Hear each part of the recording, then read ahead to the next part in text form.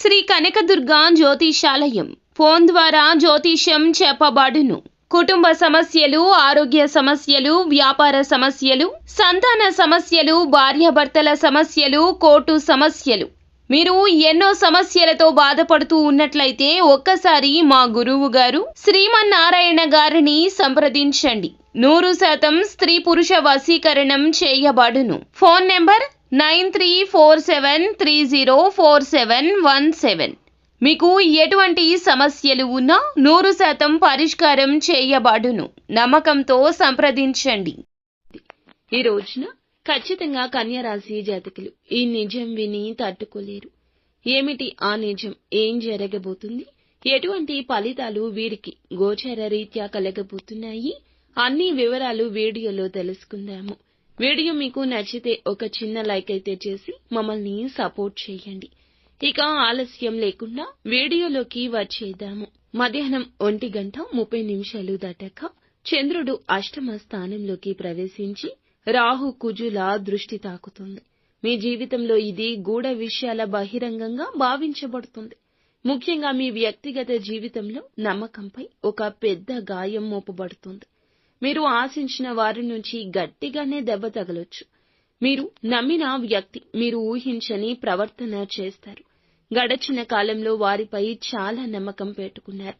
ఇప్పుడు పూర్తిగా భిన్నంగా మారిపోయి మిమ్మల్ని మోసం చేసినట్లు తెలిసే దుస్థితి దాపురిస్తుంది. ఇది కేవలం వ్యక్తిగతం కాదు, ఆర్థికంగా లేదా పరువు విషయంలో కావచ్చు. మీ దగ్గర వారే మీ యొక్క అభివృద్ధి అడ్డుకోవడానికి చేస్తున్న కుట్ర కావచ్చు. ఒక్కసారిగా చెవిన పడుతుంది.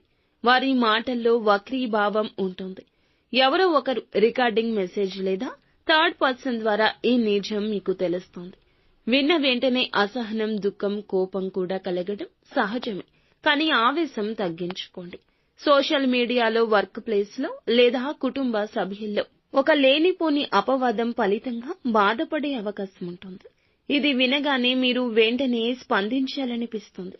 కానీ క్షణికంగా ఆగితే మీకు చాలా నష్టం పూరించబడుతుంది. తీవ్రమైన మానసిక ఒత్తిడి ఈ రోజు కలగొచ్చు. కొన్ని గంటలు ఏం చేయాలో అర్థం కాకపోవచ్చు. తక్షణ నిర్ణయం ప్రమాద గంటికలు మోగిస్తుంది. నిశ్చలంగా ఆలోచించండి. నమ్మిన వ్యక్తితో మాటల్లో గౌరవం ఉండాలి. ప్రతి విషయానికి వెంటనే స్పందించొద్దు. దెబ్బతిన్న వాటి నుంచి ఆ గుండెతో తీసుకునే నిర్ణయాలు సాధారణంగా పశ్చాత్తాపాన్ని కలగచేస్తాయి. మీ దగ్గర ఉన్న వివరాలు గోప్యంగా ఉంచండి. నిజం తెలుసుకున్నా కూడా వాటిని బయట పెట్టొద్దు. ఇందులకు ఆధారంగా భవిష్యత్తుకు సంబంధించి నిర్ణయం తీసుకోవడం, మీ శాంతి కాపాడుకోవడం మీ లక్ష్యం. మీ మేధస్సును ఉపయోగించి ఆ వ్యక్తికి ఎలా దూరంగా ఉండాలో ప్రణాళిక చేసుకోండి.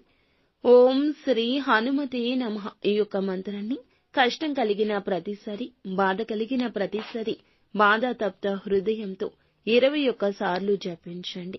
ఖచ్చితంగా హనుమంతుని అనుగ్రహం కలుగుతుంది.